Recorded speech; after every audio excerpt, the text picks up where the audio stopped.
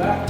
Terima kasih pada kesempatan pelajaran ini alhamdulillah bisa mengikuti saya.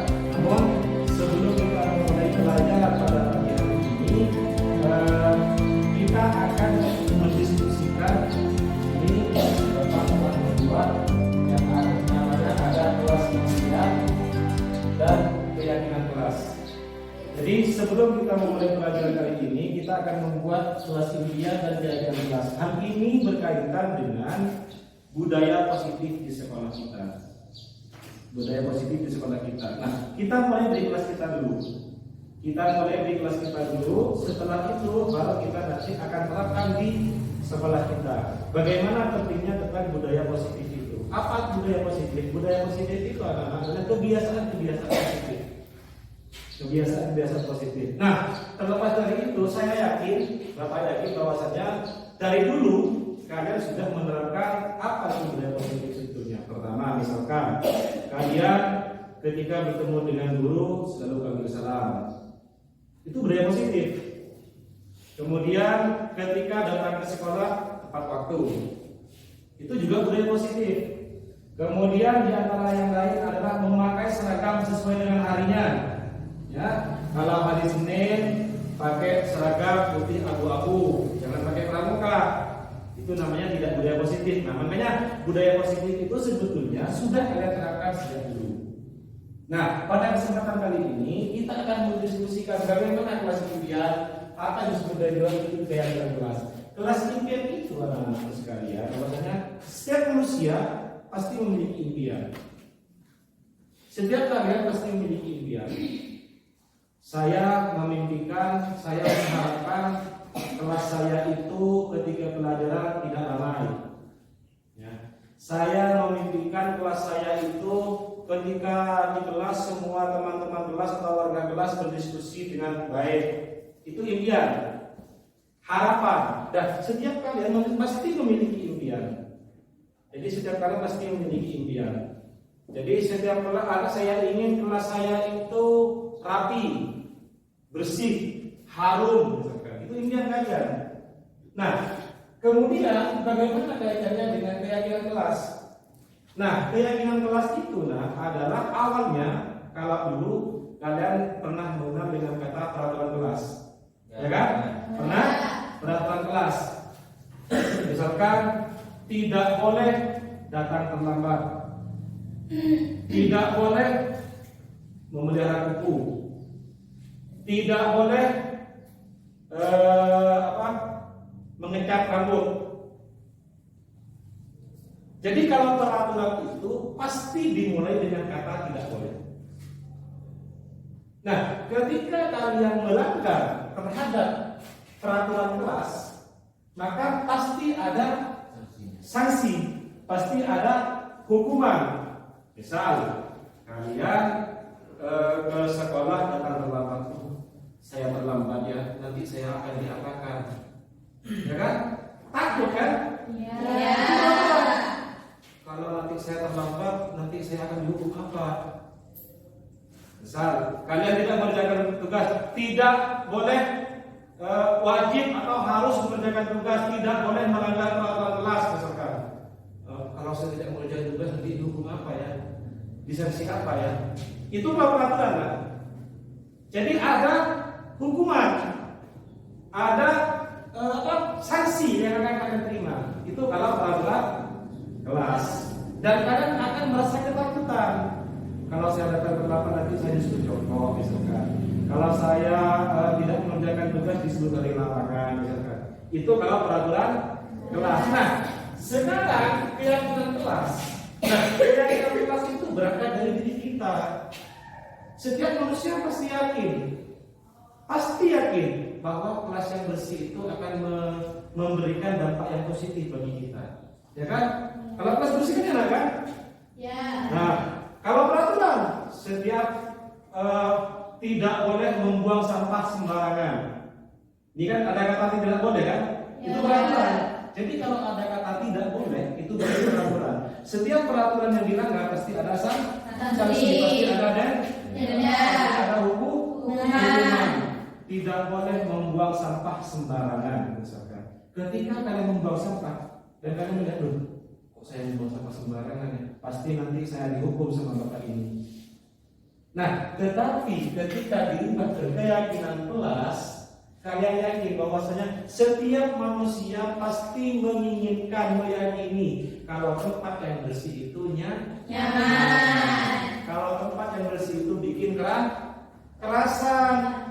Itu berarti keyakinan, bukan karena peraturan kalian melaksanakan itu. Misalkan ada keyakinan kelas, saya yakin apa? Keyakinan kelas saya yakin kalau tidak datang terlambat.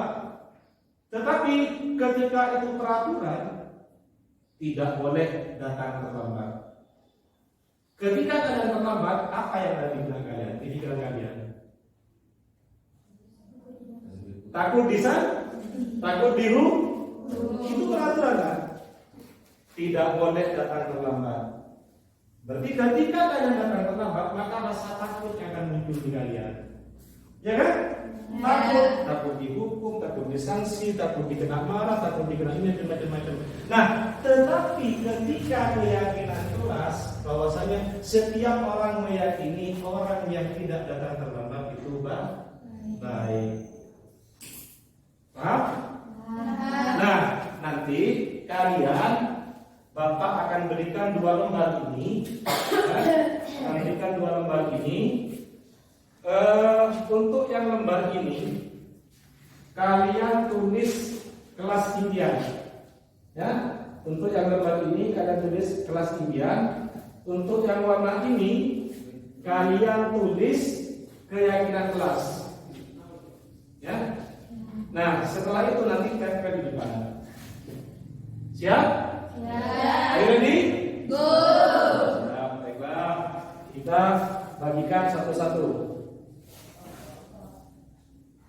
Silakan nanti ditulis keyakinan kelas dan kelas impian kalian.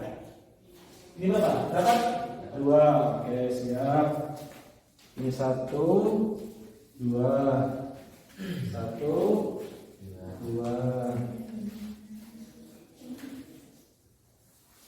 Sebelahnya juga dikasih. 1, 2.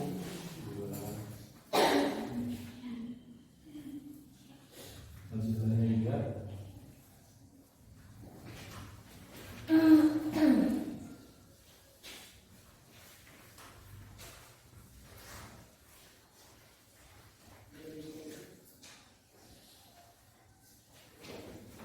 Nah, silakan ditulisnya jangan di kertas yang putih tapi di belakangnya. Itu kan ada kertas putih kan? Ditulis di belakangnya. Silakan ditulis keyakinan kelas, dikasih judul kelas impian dengan tulisan yang besar, kemudian tulis kalimatnya. Kelas impian saya adalah apa yang kalian impikan. Kemudian keyakinan kelas, saya meyakini bahwa kelas saya harus seperti ini. Oke, silakan.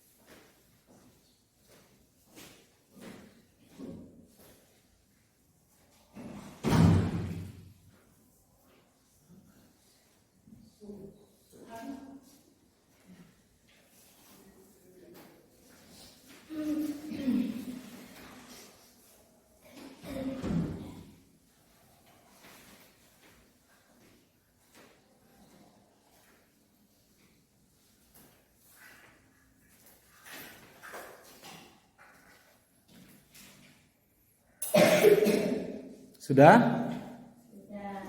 Sudah selesai semua?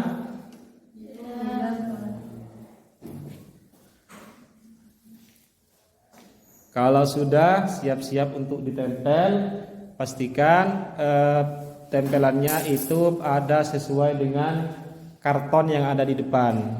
Bisa pada kelas impian dan keyakinan kelas. Sudah ya? Sudah. Oke, siap.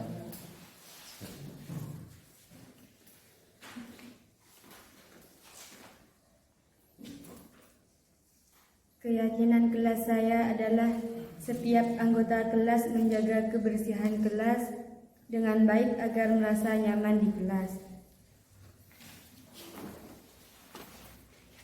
Kelas impian saya adalah damai tetapi tetap seru.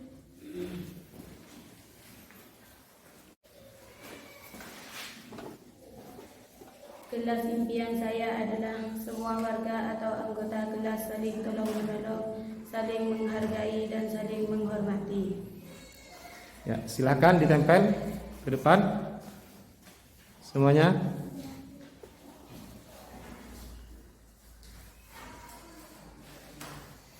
Yuk, yang sudah silakan ditempel.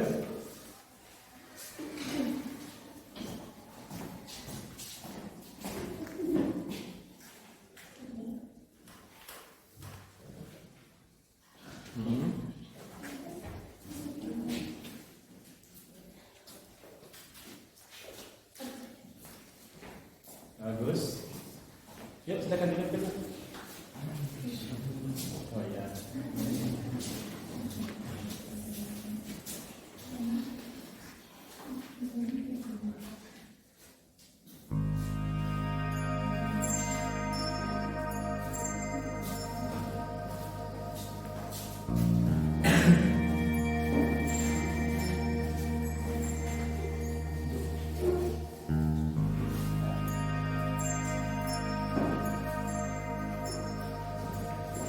Ayo yang lain.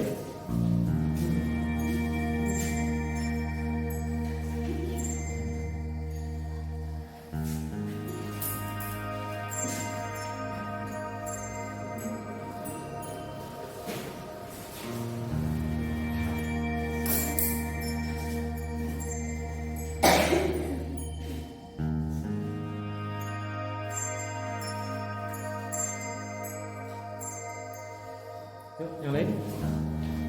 1, 2, 3, 4, tinggal 4.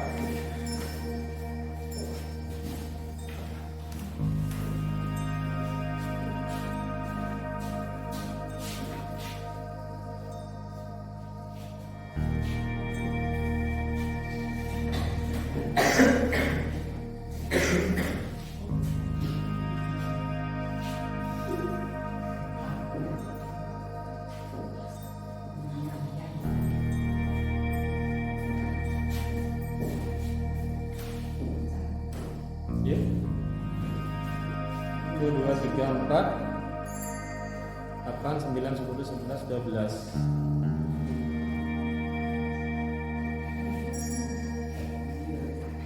Sudah semua?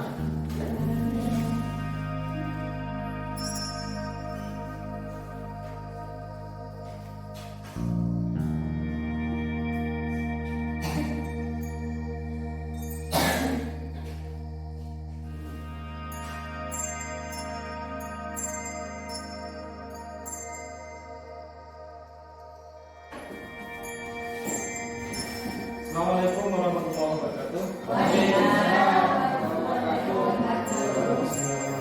Alhamdulillah, yang saya hormati kepala sekolah dan juga guru. Alhamdulillah pada kesempatan pagi hari ini saya diberi kesempatan untuk mengadakan sosialisasi modul 1 yaitu modul khusus guru penggerak. Alhamdulillah pada saat ini saya akan menyelesaikan kegiatan modul 1 yaitu tentang guru penggerak, dan tugas saya sekarang adalah untuk mengadakan sosialisasi kepada Bapak Ibu guru apa yang telah saya dapatkan selama kegiatan guru penggerak yang saya ikuti. Salam guru penggerak dengan semboyan bergerak, bergerak, menggerakkan. Kenapa di sini harus bergerak, bergerak, menggerakkan? Karena kata tergerak ini berangkat dari hati kita. Kita punya niat untuk merubah pendidikan. Kita punya niat untuk merubah sistem pendidikan, pola pendidikan yang ada di sekolah kita. Bagaimana pola pengajaran kita, bagaimana pola pendidikan kita, bagaimana anak didik kita, bagaimana sekolah kita, dan bagaimana sarana dan yang ada di sekolah kita. Itu bergerak. Sehingga saya pribadi tergerak bagaimana untuk merubah itu semua untuk mengikuti guru penggerak. Kemudian ketika ada niat hati, saya bergerak. Apa bukti konkret bergerak? Saya mendaftarkan visi PKB saya untuk mengikuti guru penggerak. Seperti apa guru penggerak itu? Yang awalnya berangkat kata penasaran, sehingga saya sekarang lolos dan lulus menjadi calon guru penggerak. Dan kemudian di sini menggerakkan.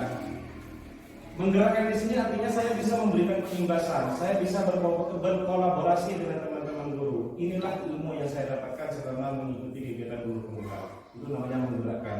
Bukan hanya saya sendiri yang tahu apa itu guru penggerak, tapi teman-teman guru juga tahu inilah guru penggerak. Untuk modul 1 ini ada 4 modul yang pernah saya pelajari. Jadi yang pertama itu adalah ada 4 modul di sini.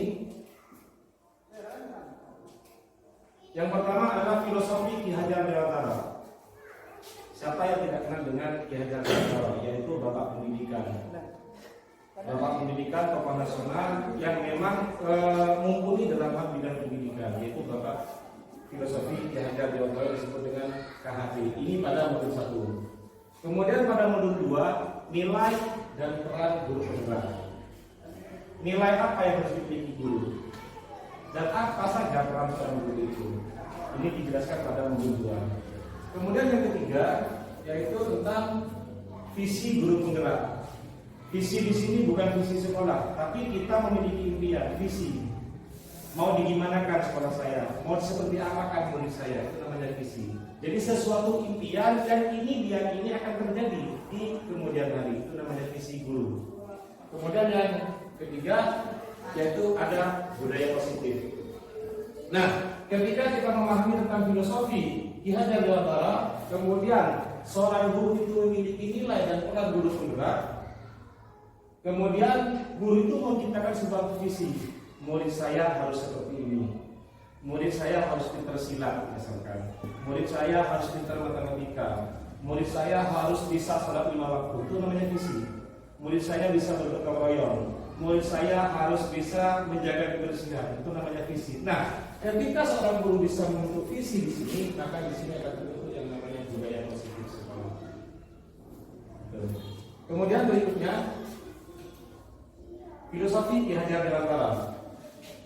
Ada semboyan yang sudah sangat biasa kita dengarkan. Mungkin Bapak Ibu masih ingat semboyan Ki Hajar Dewantara. Ada 3 semboyan. Yang pertama, Ingarso Sungkulodo. Yang kedua, Imatyo Mamangkarso. Yang ketiga, Tuturi Handayani. Nah, jadi Imatyo Mamangkarso menurut Ki Hajar Dewantara, tujuan pendidikan di sini adalah untuk menuntun. Jadi guru itu hanya menuntun, bukan menciptakan murid sesuai dengan kita. Murid harus ini sesuai dengan kita. Ketika tujuan itu tidak tercapai, maka kita cenderung emosi. Kamu harus matematika dapat 100, kamu bahasa Inggris dapat sekian, kamu mampu IPA harus dapat sekian. Kita tidak bisa menjustis anak seperti itu. Kenapa? Karena setiap anak itu sudah memiliki kontraknya masing-masing, ada kadarnya masing-masing. Makanya menurut Ki Hajar Dewantara di sini, pendidikan itu adalah untuk menuntun. Kita hanya menuntun. Guru itu hanya mengamong. Makanya disebut guru sebagai among. Nah, dalam kurikulum merdeka, maka guru itu semboyannya adalah guru itu hanya menghamba pada murid, menghamba pada siswa. Kita pelayan siswa. Tuh. Makanya di sini pendidikan adalah untuk menuntun segala kodrat yang ada pada anak, agar mereka mencapai keselamatan dan kebahagiaan setinggi-tingginya, baik sebagai manusia maupun sebagai anggota masyarakat. Ki Hajar Dewantara menegaskan bahwa dalam pendidikan hendaknya sesuai dengan kodrat alam dan kodrat zaman.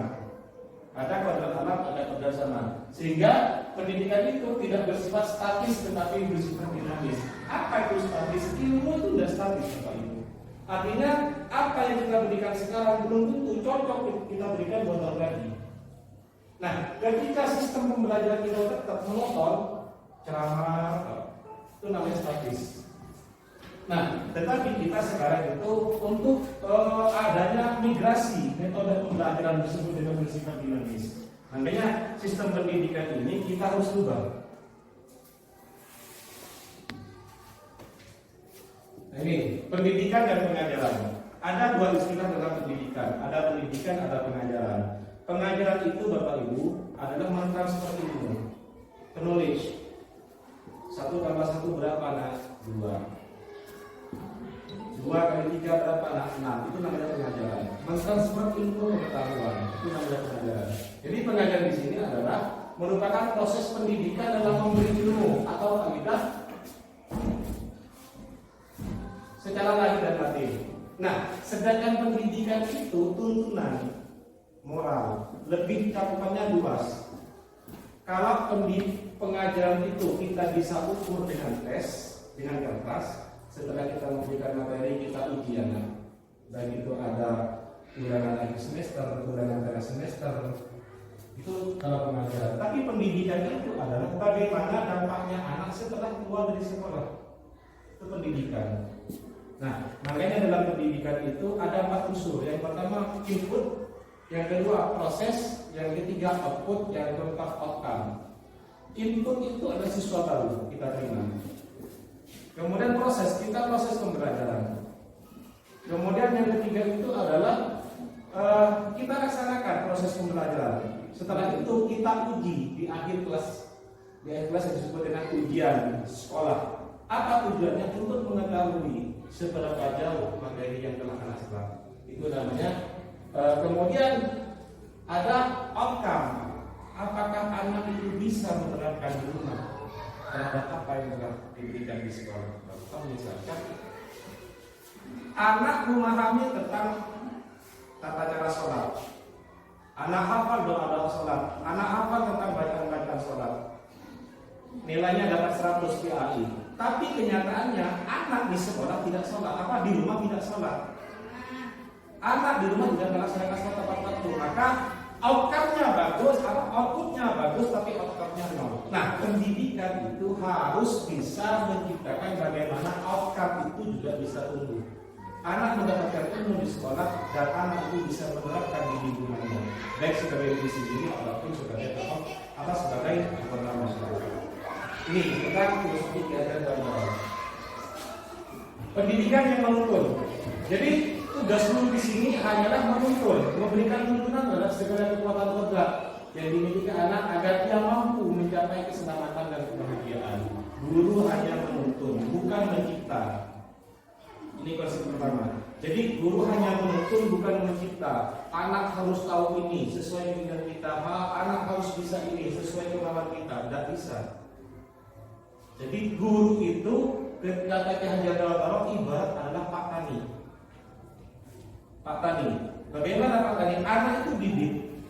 Ketika kita memiliki bibit jagung yang bagus dan diletakkan di tanah yang subur, kemudian Pak Taninya itu mengelola tumbuhan itu, maka saya yakin jagung itu akan tumbuh dengan baik.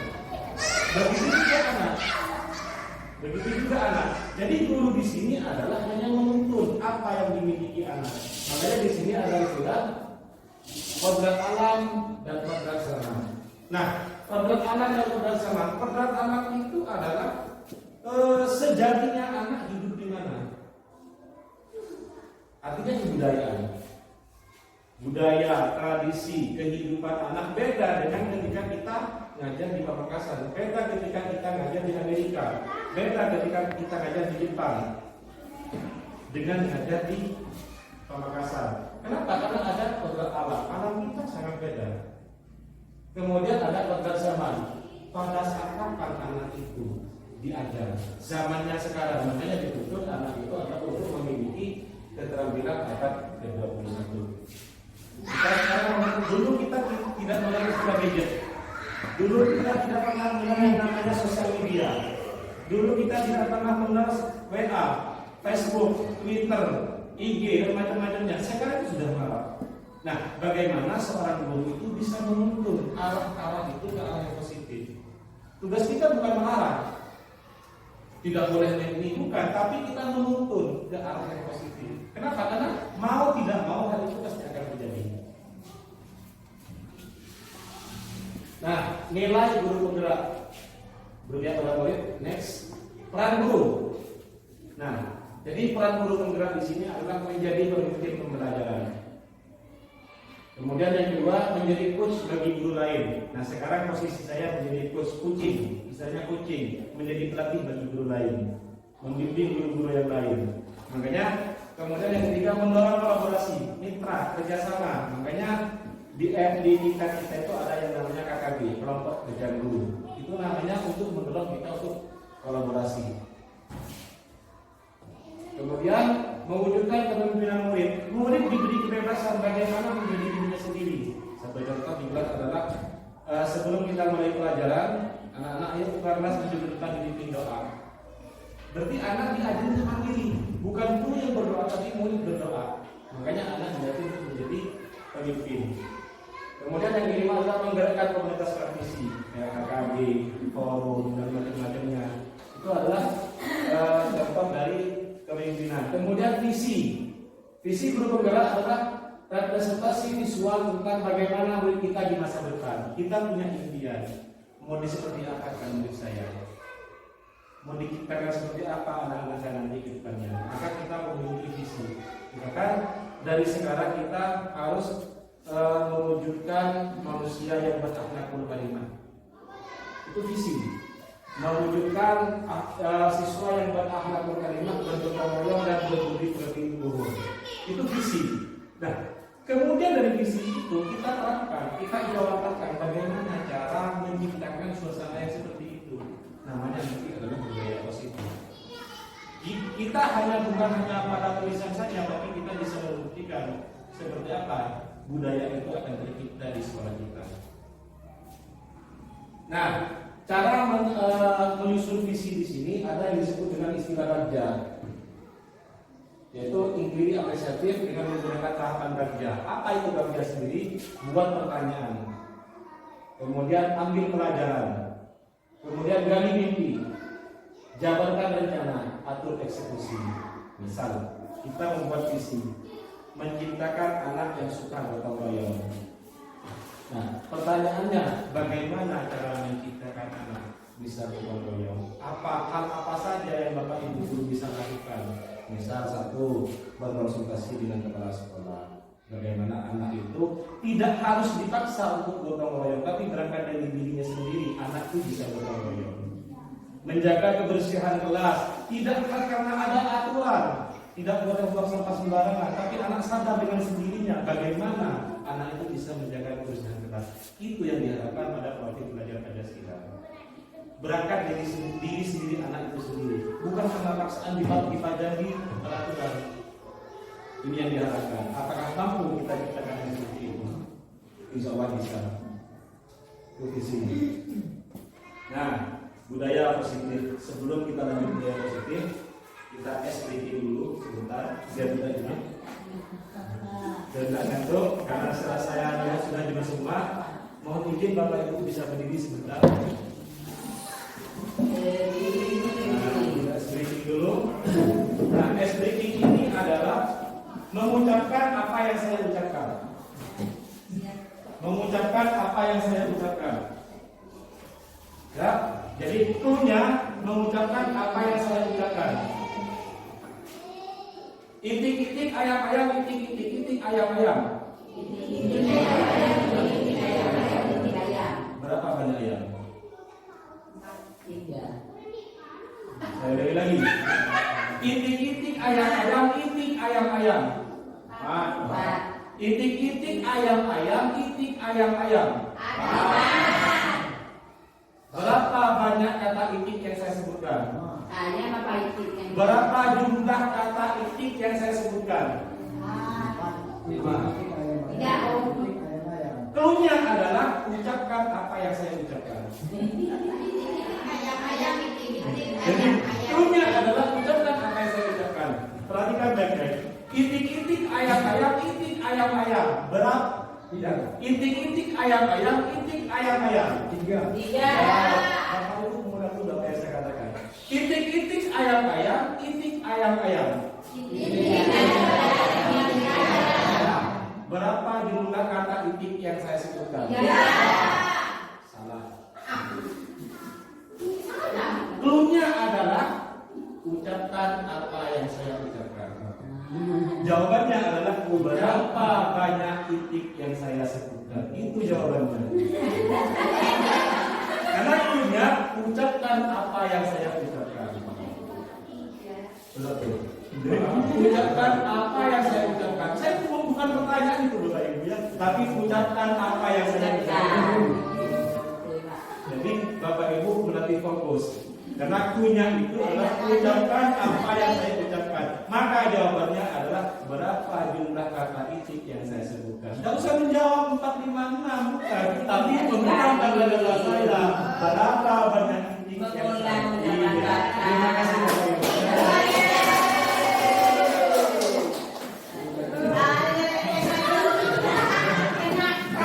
Itu makanya akunya diperhatikan apa perintahnya. Katakan apa yang saya katakan. Dan apa yang saya katakan diucapkan kembali. Itu dulu. Terima kasih.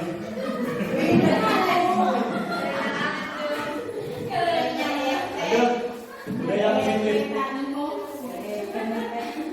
Nah, apa budaya positif itu?